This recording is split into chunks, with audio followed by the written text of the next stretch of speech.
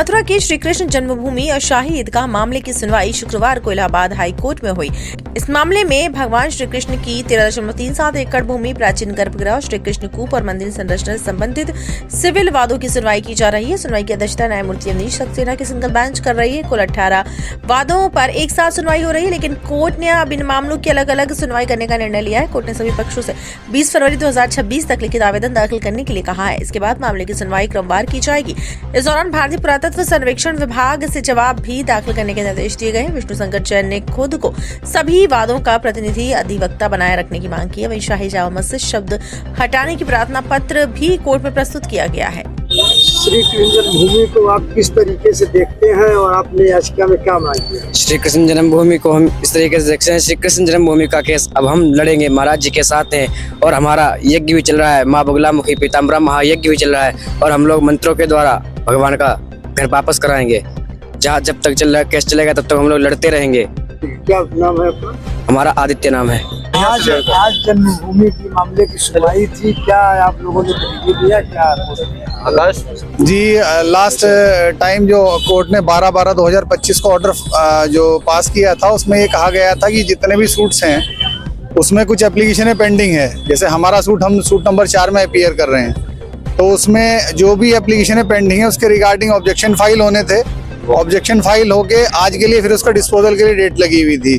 Suit की proceeding इससे आगे बढ़े। सूट की प्रोसीडिंग के लिए फिर कोर्ट ने कहा कि अभी क्योंकि एक SLP पेंडिंग है 2 ऑर्डर के अगेंस्ट में, एक कंसोलिडेशन के और एक जो रिप्रेजेंटेशन सूट है उसके जो ऑर्डर पास किया गया था 11/1/2024 का, उसके रिगार्डिंग SLP सुप्रीम कोर्ट में पेंडिंग है। तो कोर्ट ने कहा कि 16 फरवरी उसमें डेट लगी हुई है। कोर्ट ने कहा कि 16 फरवरी की डेट के बाद ही कोई आगे इस पर डिसाइड किया जाएगा इशू फ्रेमिंग के लिए। इतना जिस भी सूट में, जितने भी सूट हैं उसमें जो भी एप्लीकेशन पेंडिंग है उसके डिस्पोजल के लिए आज लगा था। तो उसमें कुछ सूट्स में जो एप्लीकेशन पेंडिंग है, कुछ में ऑब्जेक्शन फाइल नहीं हुए, कुछ में WS नहीं आया है अभी तक। तो इसलिए कोर्ट ने फर्दर 20 फरवरी की डेट लगा के उसमें ये कह दिया जिसने भी एप्लीकेशन फाइल नहीं की है, जो ऑब्जेक्शन फाइल नहीं किया है एप्लीकेशन के अगेंस्ट में और WS फाइल नहीं हुए, तो फाइल करते हैं 20 फरवरी को फिर एप्लीकेशन का डिस्पोजल किया जाएगा। ये कहते हैं 20 फरवरी की डेट आज लगा दी कोर्ट ने। महाराज जी, आपने याचिका में मांग किया गया है कि जो है ढांचे को जो है हमने मांग किया है कि कुछ लोग ढांचा चिल्ला रहे हैं, ईदगाह नामक ढांचा। वह भगवान श्री कृष्ण जन्मभूमि का गर्भगृह है, तो श्री कृष्ण विवादित भूमि उसको माना जाए, जैसे राम जन्मभूमि का केस में था। और विवादित भूमि श्री कृष्ण जन्मभूमि असली गर्भगृह विवादित ढांचा ईदगाह नामक ढांचा माना जाए। ये हमने माननीय न्यायालय में संशोधन प्रार्थना पत्र में अपनी याचिका में लिखा है।